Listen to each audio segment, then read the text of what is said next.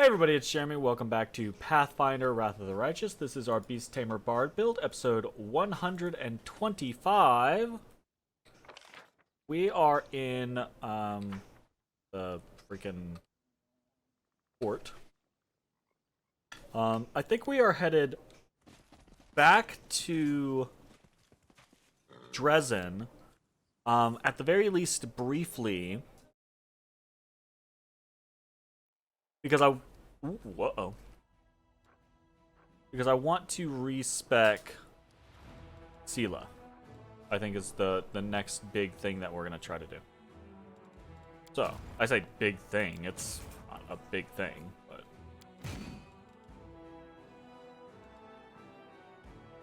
oh right, we pulled this individual out.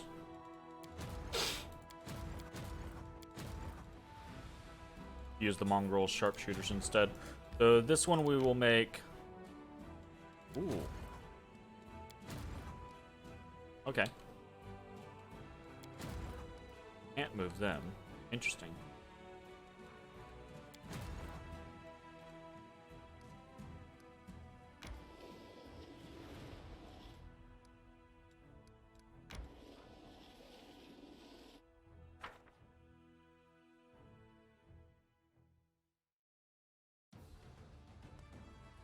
Okay, we've got 300 shield bearers, 120 marksmen. So they're going to be the big issue. We're just going to go ahead and fireball this.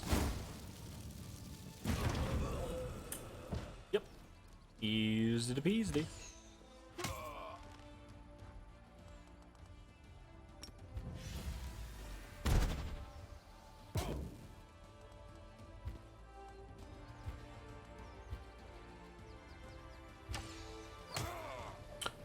No reason to waste more resources. I don't think this shield bearer unit can really hurt us regardless. Hey, how's it going, Jay? How are you doing this evening? Cool.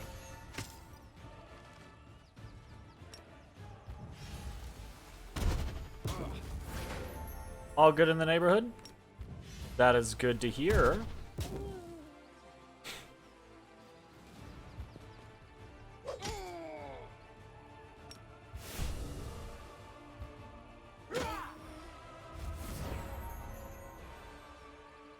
Somewhat amazing how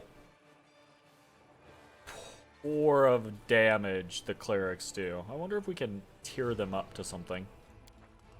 Not actually true. The neighborhood is still being overrun with children. Oof. Oof. I understand your woes. So much so that your elderly neighbor actually came by to talk about how she's trying to move. Oh no. Wow.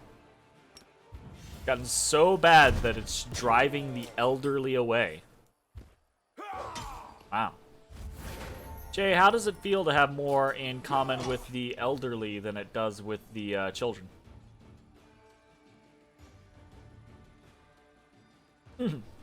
Oh shit, she was a teacher? Oh.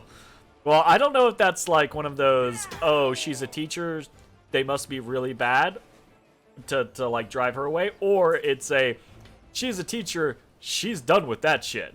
You know? Like, it could go either way, right?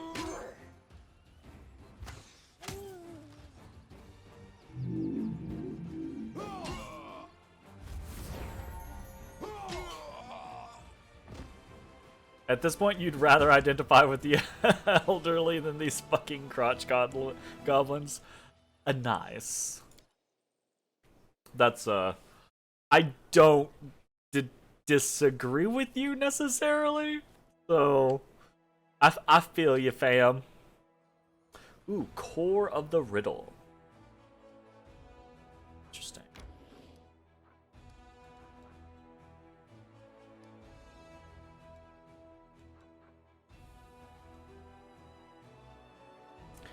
Roll 8ers, 9ers, etc. 7ers. The 7s should be pretty good.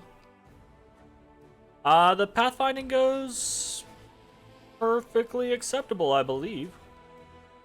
I'm not entirely sure just yet, but Yeah, we're finding paths. The night is still yet young. I say that, but actually I got started pretty late, so. What's going on here? Transform, right. We're still trying to do the transform 30 objects thing. Okay, we want to... Apparently, we are ready to do something here. Let's go see what's happening in the Citadel. I think we're gonna... I think tonight we're finally gonna get around to trying to respec Scythe. Did I get it? Not. I've been in a feud with a fruit fly for the last, like... Is the Citadel basically this game's Nekataka? Dresden is basically this game's Nekataka, yeah, definitely. But the Citadel is just like the, you know, it's your council chambers, so... The fuck was that?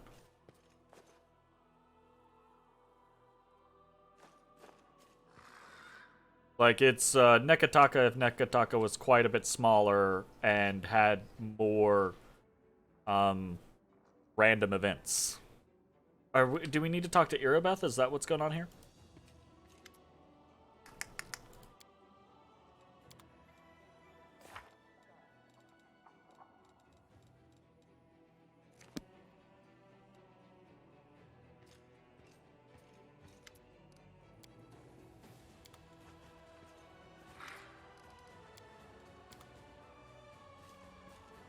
Strange.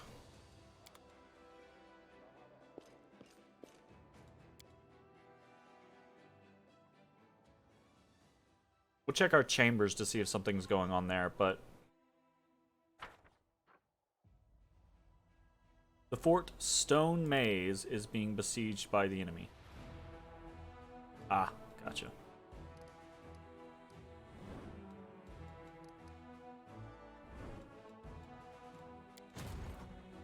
I still can't move. Why can I not move yet? I guess the day hasn't rolled over.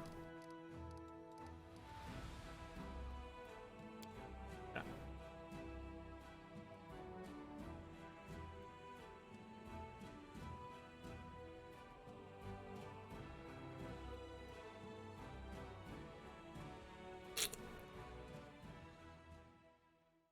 The soundtrack to this game, by the way, is surprisingly epic.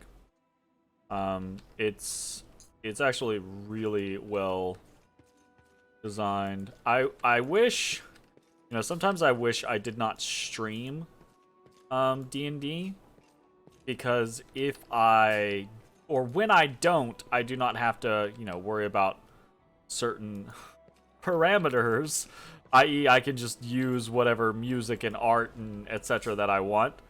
Because this game and Kingmaker actually both have really, really good music for D&D settings, so for tabletop settings in general. We want to... I don't remember where this guy is. Think about taking a break after Dom? Not at all. Like, I mean, that has not been my intention, right? I don't know.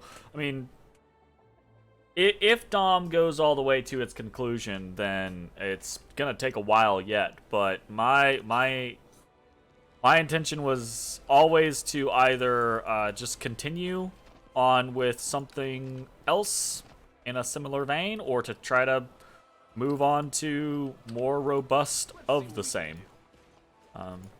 I really enjoy running games, and I really enjoy streaming games, actually, so I don't really have any intention of stopping. As long as I can. You know? Where is... Ah, is it Captain Odan that does it here?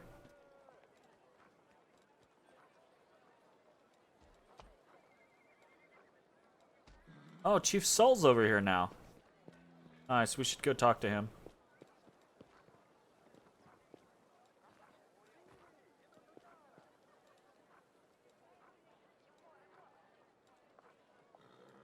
I guess it might be Captain Odan. I'm not sure.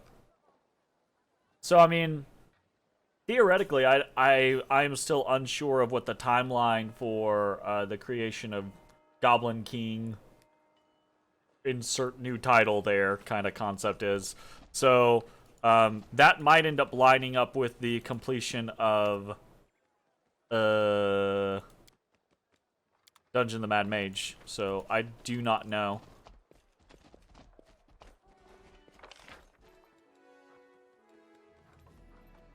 Who the frick is this person?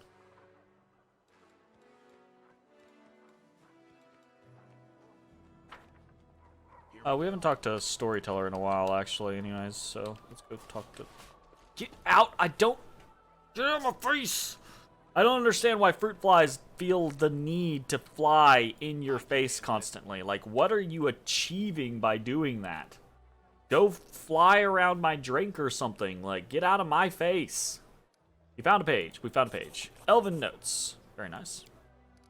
Another page. More elven notes. Ah! Ah! We've unlocked more story.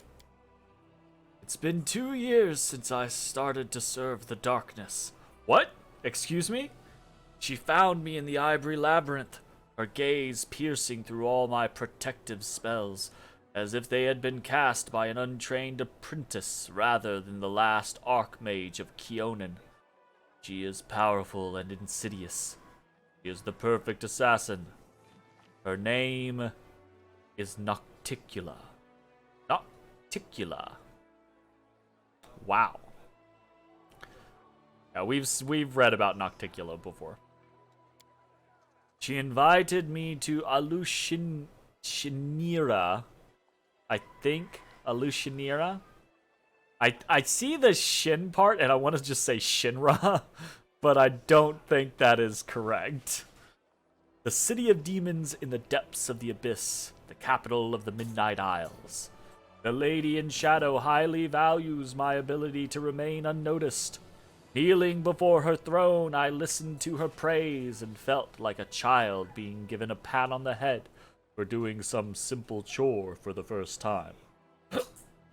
Nocticula is what you aren't if you can't be tickled, right? Nocticula. Get out of here. But this is no longer important. Now I serve a demon lord, for this is our agreement. She will help me decrypt the scribbles I copied in the ivory labyrinth. In return, I will serve as her court mage and spy for the next 17 years. Now, Alushinira is my home. Nocticula is my lady in shadow. Interesting. Tell me about your life in Alushinira. Of all the places in the abyss, Alushinira is the most civilized. My lady wants to make her capital the face of the abyss, a place travelers from other planes can visit without too much fear. I don't care. I am here only to complete my service, get the promised reward, and return to Golarion. However strange as it may be, Alushinira's demons treat me honorably. They hate me, sometimes growl at me, but they never attack. I prepared many spells and am ready to use them at any moment, but I've had no reason to yet. I have my own tower in the upper city, not far from my lady's palace. I've strengthened it with protective spells and set golems to guard it. I created a portal to Golarion at the top of the tower, one which only I can use. It will be my escape route if I need to flee urgently. I expect an attack every day, but it never happens. This might sound ridiculous and surprising, but I think the demons of Alushinira respect me. Trusted the demon lord? My lady in shadow had no reason to hide the truth from me. She does not care about my research. She offered me help out of curiosity. I am something of a bizarre pet to her, both funny and useful. The storyteller shakes his head. She offered me help, and I agreed. I must thank my lady for her generosity. 17 years of service for translating 17 phrases from Baphomet's Labyrinth. A bargain. Oof. Oof, oof, oof. For an elf, maybe.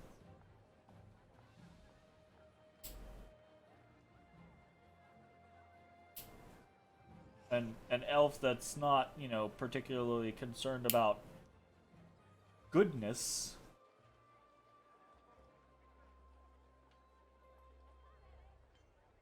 That's pretty interesting, honestly, coming from the storyteller.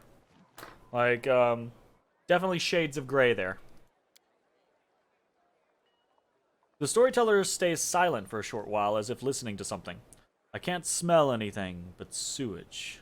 I can hear some demon's snores or death rattles. Hidden by a cocoon of spells, I keep invisible watch in a dirty alley in Lucianira's lower city.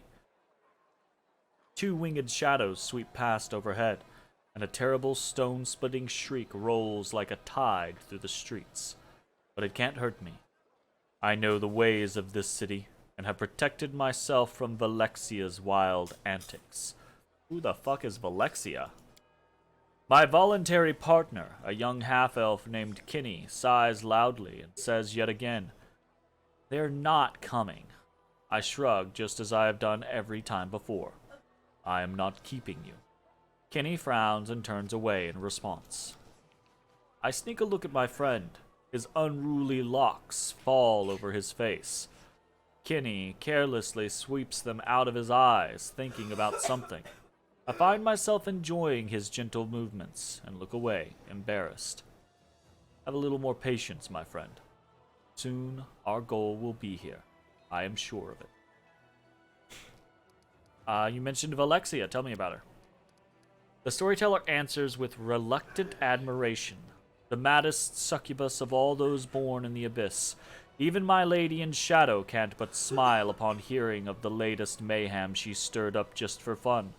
Surrounded by her 3 succubi friends known as the Sinners, she flies naked over the city, crushing buildings with her raging screams, grabbing poor passers-by, taking them up in the air and dashing them down onto the rocks, getting into raging fights with no rhyme or reason.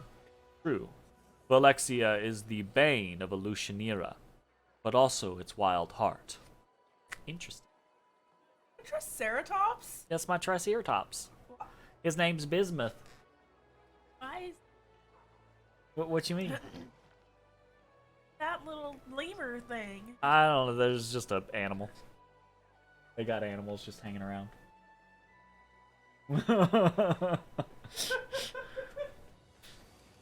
Expect you to find out you had a partner. I also have a raptor, a velociraptor. That's Odie. It's, huh? No, I didn't get to rename this one. Lippo's the horse. She's a horse. Anyways, I didn't expect it either. Kinney is from Golarion, just as I am. He is a thief and former slave. He escaped from the Cyclops of the dying empire. I met him before I left Golarion for the Abyss in my old tower. A thief who sought not my life, but shelter, a place to spend the night, protection from former masters. My charms worked. Kinney couldn't get past the ground floor of the tower. That's where I found him, sitting on the floor, entangled in my trap's living vines. I freed the hapless thief. I wasn't angry at his intrusion. I was even glad to talk with this restless youth of the short-lived folk. I had no idea how much I had missed companionship. After that, Kinney often spent the night in my tower, partaking of my hospitality. Together we lived through the terror of Earthfall. And when the time came, I took him with me to the Abyss. Recently, he has even helped me carry out some of my lady's tasks, those that give him the opportunity to make some money. Does your partner know about your goal to save Golarion? Oh yes, we have discussed my plans many times, sitting atop the top of the tower, nursing goblets of warmed wine. Kinney shares my love for our dear Golarion and supports my desire to save its doomed civilizations. I kind of feel like that's not gonna be true, like Kinney's gonna backstab him, or is a demon, or something. The storyteller smiles warmly at the rush of memories. My friend does not like me at all. He is young, hot-tempered, and mischievous. He prefers to act first and deal with the consequences later. Perhaps this is why we get along so well. Opposites attract. Finally, my patience is rewarded. I see a slouching demon in rags, so pathetic that even the demon guards of the Illusionera would not lay a hand on him out of disgust. But my spell-enhanced vision can't be fooled. I see the incubus, Zephyrian, the ruler of Illusionera, who answers only to the Lady in Shadow herself. Passing a step away from me, Zephyrian stumbles and falls into a puddle of sewage, rousing disdainful chuckles from the few witnesses. But I won't be fooled by this game. Instead, I concentrate, becoming even more focused. My lord, I've discovered this crystal of unknown power on one of the Midnight Isles. Have a look. A hand holding a heart-sized crystal burning with purple flame emerges from under the rags. The incubus's hand is shaking, the skin on his palm slightly smoldering from touching the crystal. The demon's reflection in the puddle of sewage ripples and changes. I don't hear Zephyrian talking to his mysterious lord. The incubus hides the purple crystal back under the rags. As you wish, my lord. No, Nocticula knows nothing about these crystals. I am sure. Of course, Lord Sokobanoth. Sokobanoth? The demon lord Sokobanoth is the patron of sexual and other hedonistic gratification, seeing the world as his plaything, one that serves up the violence and destruction of which he is especially fond. He is the brother of Nocticula. Aha, trying to usurp her, I assume? I have no desire to stand in the way of a demon lord. I turn around. You see, Kenny? We were able to get evidence of Zephyrian's treason. I was right. But my friend is nowhere to be seen. Who is Sokobanoth? Disgusting demon lord, champion of meanness, debauchery, perversions, and breaker of taboos. He is Nocticula's brother and former lover. Out of jealousy, he tried in vain to kill my lady, but he remained alive after the attempt. He is driven by fear, shame, and hatred towards his powerful sister. Reminds you a bit of Dionysus? Yeah, I could see the correlation there, right? Like the debauchery part, at least. Kind of has overtones of Grazit from D&D lore, right? At least the kind of like debauchery and hedonism side of things. Not necessarily the fear, shame, and hatred side of things. Grazit seems far more refined than that, but how's it going, Line? I'm standing at the top of my tower. There's a goblet of warmed wine in my hand.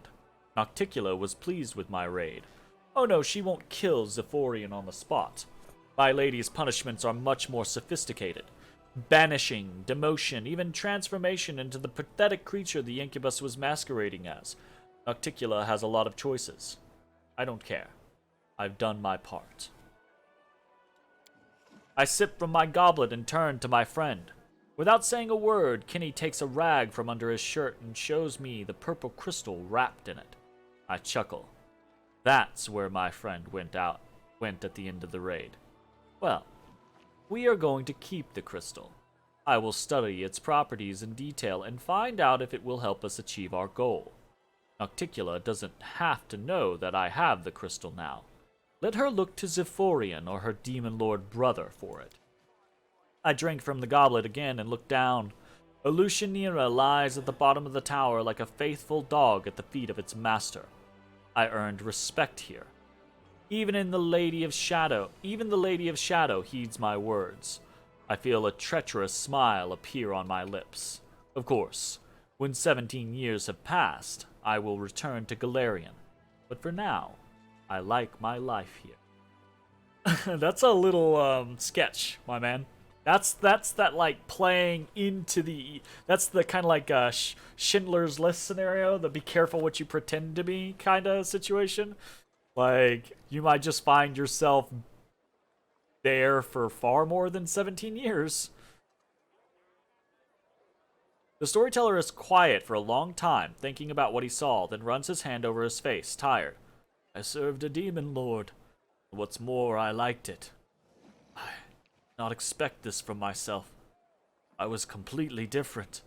Different thoughts, desires, motives. What made me change so much? I don't know. The storyteller shakes his head ruefully. Tell me about your work in Elutionera. Nope. I hate that.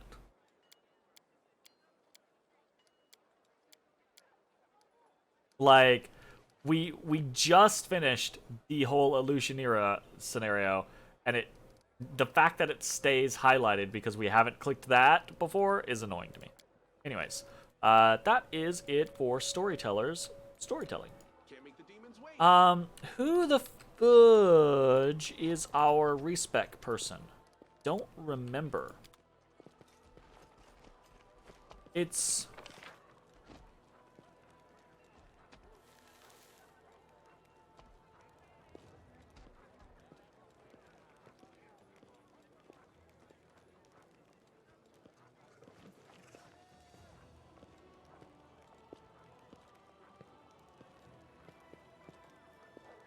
Oh, is it? It's in the end. That's what it is.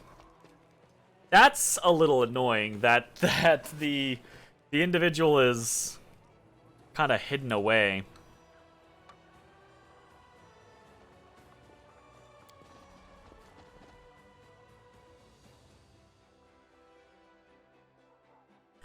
Oh, look at that. Oh. Bodis. Calm down, Boy O'Bean. Calm down, Boy O'Bean.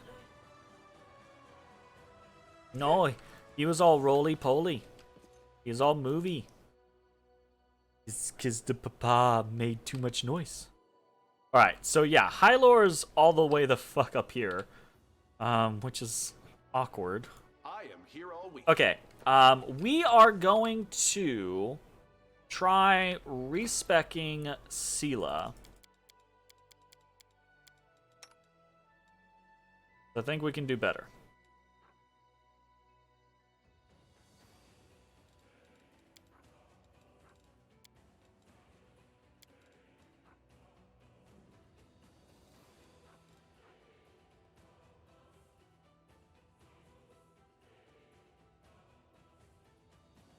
I want to try out this Deadly Toll for a little while. I kind of want to do the Great Axe of Rovagug next. But in the meantime, we can just use this Deadly Scythe. Or we can go, back to the Lethal Squall. But I do think the Deadly Scythe is kind of neat. Alright, fuck it. Let's go. I need good training. Alright, Paladin Progression.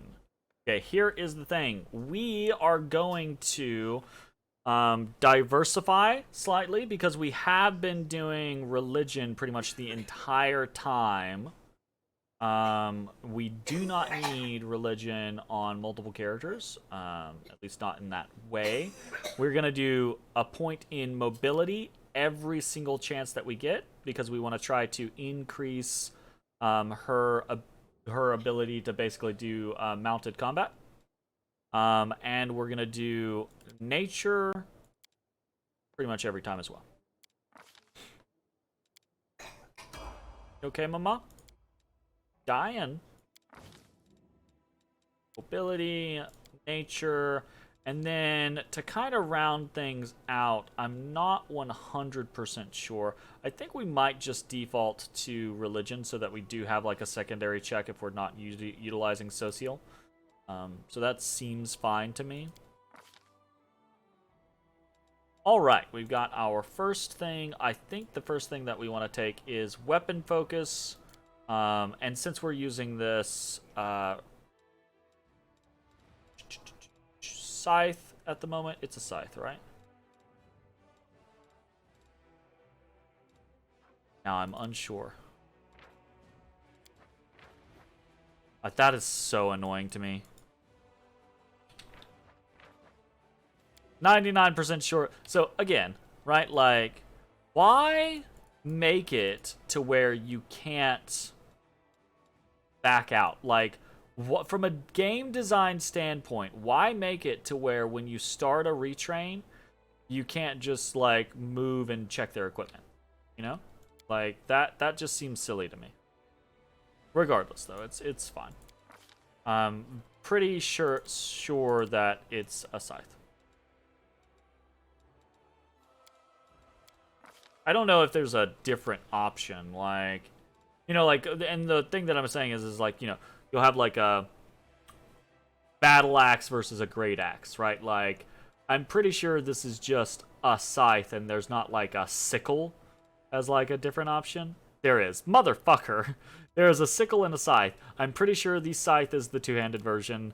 That should be fine. Hiya! I think we want to take Fatigued, because Fatigue can upgrade into Exhausted. I think it'd be cool to be able to remove Exhausted. We want... It's kind of interesting. I do think we want like one more point in Charisma just for the base bump, but then I think we want like all points in Dexterity.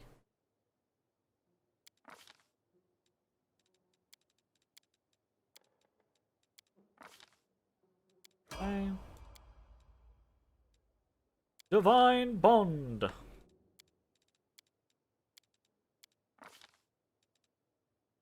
So power attack, absolutely, I think is the way to go. And we want an animal companion, black horse. Yes.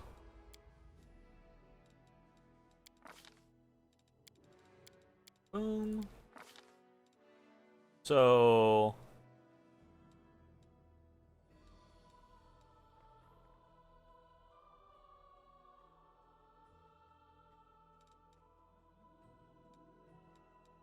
I'm not shere these really matter. We'll go with staggered.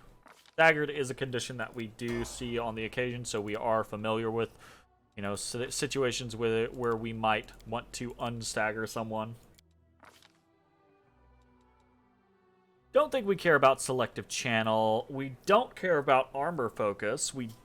That's one of the things that we did previously. We want mounted combats. Mounted combat is going to allow us to negate attacks to Calypso. It's also going to give us Spirited Charge, which I think we might want to try. You know, when mounted and using the charge action, you deal double damage with melee weapons.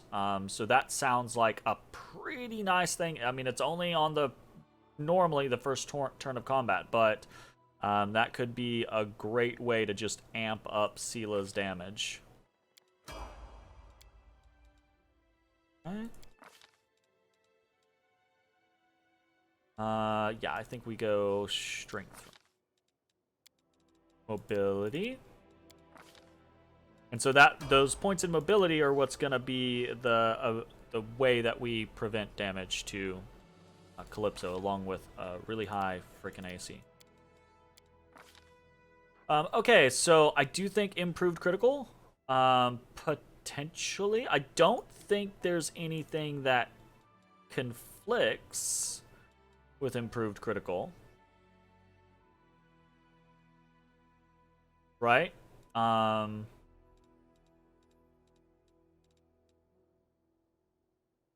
Critical focus, I don't think is going to work with our current weapon because we already had that +4. I'm not positive, though.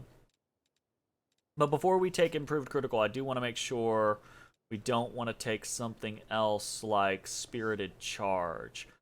Might want to take that. I don't know. I'm not sure that we're interested in the other mounted things like Indomitable mount, or we definitely don't want mounted shield because we're not using a shield. And I don't think we want trample, maybe, but probably not. But Spirited Charge, I think, is actually potentially going to be a good situation because that might, you know, Scylla already does a shit ton of damage. If she can charge at something first turn of combat and double her damage, sounds pretty good to me. Do exhausted?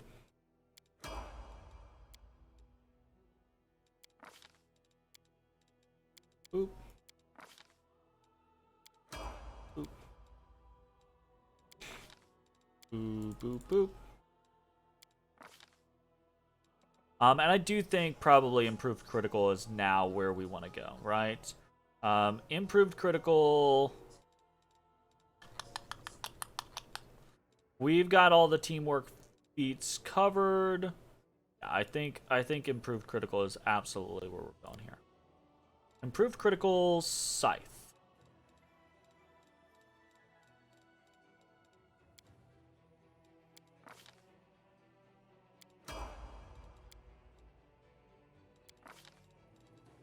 Point in strength. Alright, what do we got here?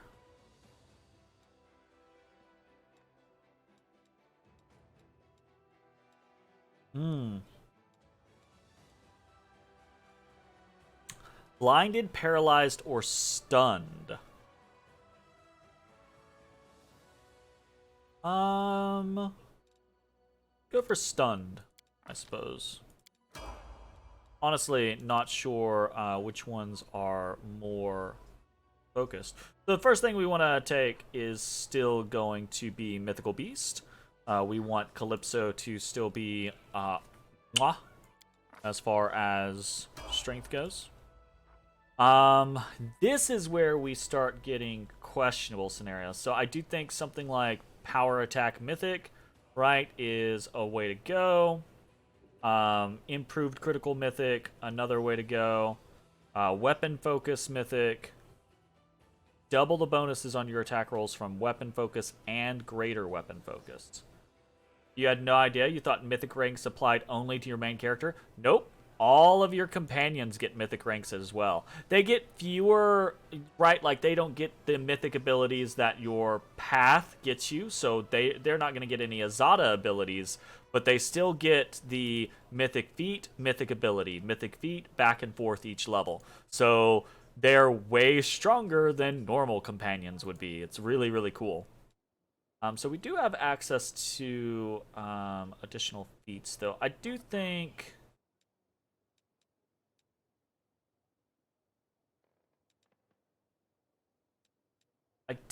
Power Attack Mythic is kind of the way to go.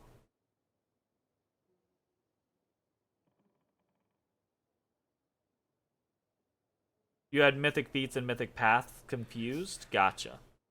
Yeah. Either way, the strength of characters in Wrath of the Righteous is astronomically higher than almost any other game that I have seen. They're kind of crazy, the amount of boons and bonuses that they get from the Mythic Path system. It's really cool. It honestly does a good job of making these characters feel mythic. So we're gonna take Power Attack Mythic. I think that's the smart route. I'm not sure though. Abundant Smite is not a horrible idea, I don't think.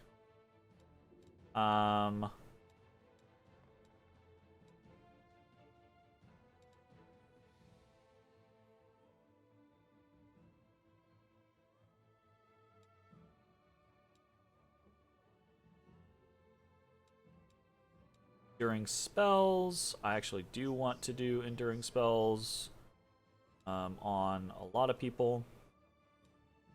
I really kind of want to respec my main character to focus more on Enduring Spells and Greater Enduring Spells early. Last Stand. Nope, don't need that. Leading Strike is not bad. I actually like Leading Strike. Mythic Charge. Your charge carries the weight of your mythic powers. Your charge attack deals additional divine damage equal to 1d6 per mythic rank. So we would deal an additional we would deal an additional 46. I'm interested in whether or not that would like affect with the double damage, because that would be really fucking cool. I kind of want to try that and see how that goes. Because there's none of there are good mythic abilities here, but there's nothing that I'm like, oh, this is just the best. Like Thundering Blows is nice, but it's not like end all be all. Leading Strike is nice, not end all be all. Last Stand is fine, you know. Mythic Charge, though, kind of goes with what we were just trying to do, so I think we will try that. That sounds pretty fun. Okay, what else do we have? So, we could either take a feat, or we could try to do something like Improved Critical, or we could do Weapon Focus Mythic, right? So... I kind of want to go for the Improved Critical.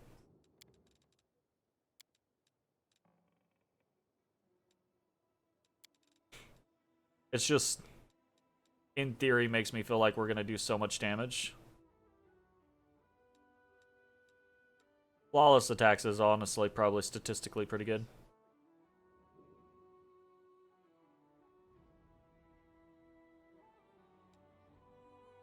Destructive shockwaves probably not bad, except for when you go up against... actually, this doesn't say that it's sonic damage. I would assume that it's sonic damage, though. Maybe it's not. Maybe it's just pure damage. Interesting. We're gonna do Improved Critical Scythe. Seems fun. Okay, that is that. Of course, it takes off all her freaking gear. Annoying.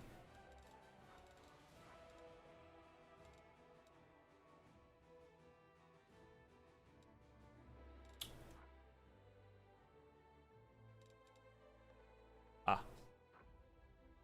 Deadly Toll. Here we go.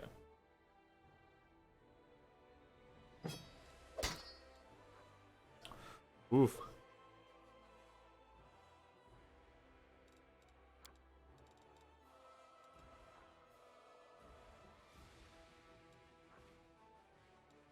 I kind of don't want to put her in super heavy armor. I kind of want to put her in,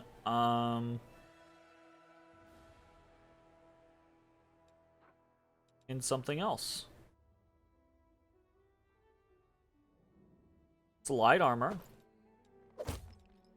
Ooh, that actually looks really cool, too. Alright, we're also gonna throw, like, that on her, but we want the Scythe for now. It should be mostly fine.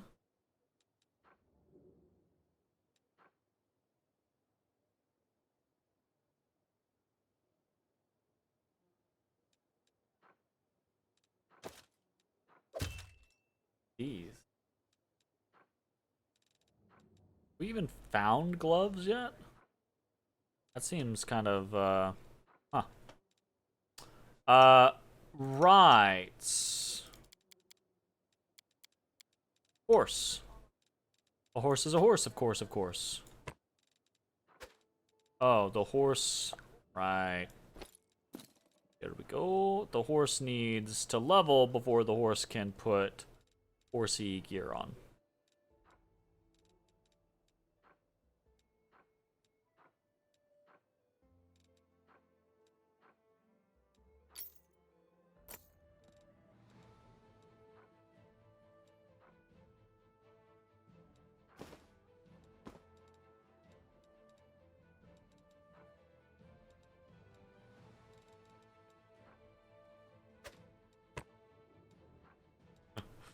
The fucking hat on the horse.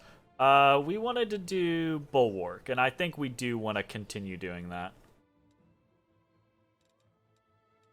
That's what we did last time, and I think it is working well. Bulwark just has so much, like, base oomph to it. We are doing, no,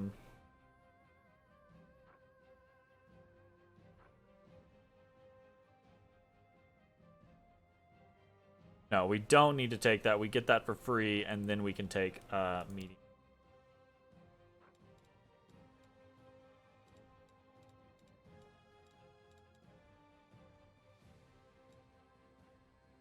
We do have... Do I want to... So, I guess this is a question of, do I even want to focus on... Since we're doing a Bulwark, we're kind of just keeping Calypso as, like, a defensive option. Do I just want to try to bulk up her defenses instead of going things like power attack. I kind of feel like the scenario is you still just go for that stuff. But instead, we could basically try to make her immortal. We could go like toughness, we could go dodge, we could go, I guess we could go something like die hard. Right? Like, we could go for a couple of these different things. That'd be pretty interesting. Improved initiative. Fuck it. Let's just choose. Calypso. What's Calypso's birthday?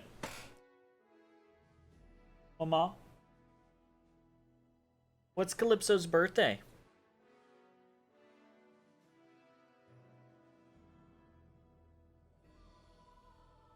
Pick a day, and it'll be Calypso's birthday. It's Bodin. It's so warm. June 8th. It's the day before my birthday. Yeah. Well. It's the day after your birthday. Yeah. Wow.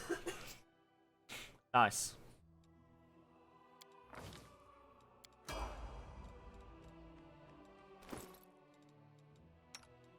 Alright, let's level the horse repeatedly.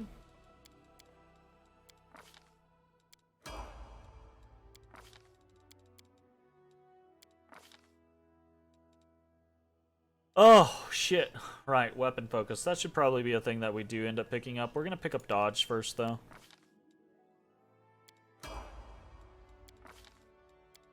Ooh, I'm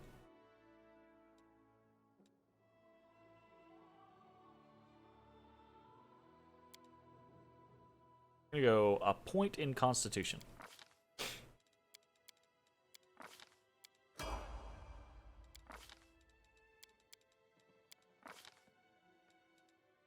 Okay, after that, I don't think there's, you know, like, there's only so many good, like we could take Iron Will or Lightning Reflexes or Greater Fortitude, but I don't think that really matters. Die Hard is potentially an option. But, like, I prefer things that keep me from getting to 0 rather than, that scenario. So, let's do...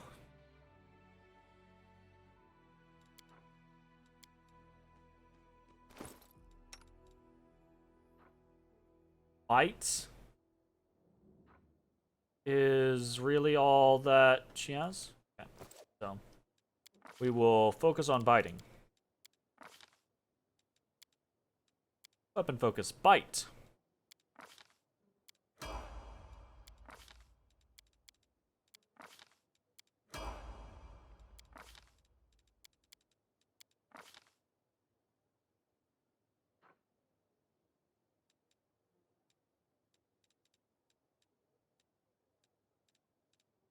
Should get combat reflexes on Sela. Power attack seems like the way to go.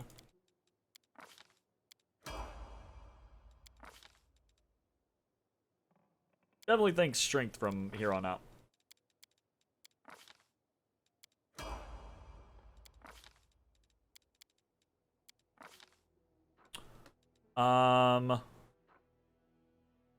Yes, we want to immediately pick up heavy barding.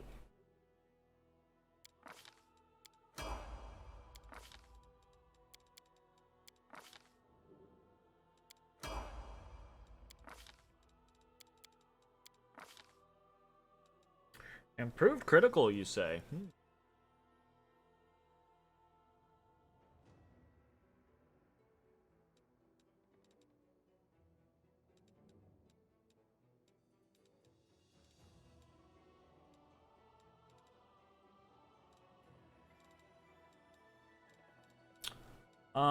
Of what we have available to us, I do think something like either combat reflexes or improved critical best.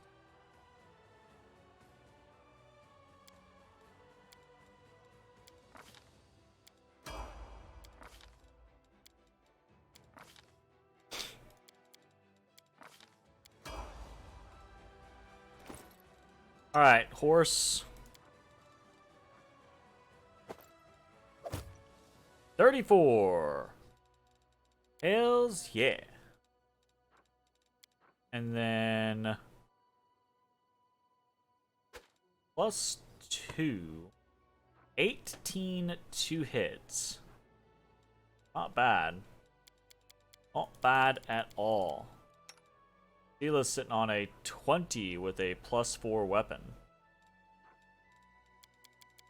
And this will get boosted with things like Greater Magic Fang and shit like that, so be pretty good.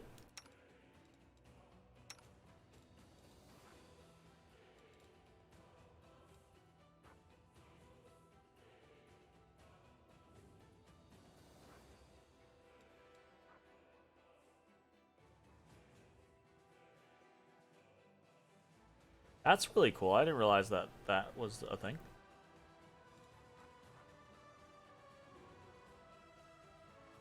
Huh.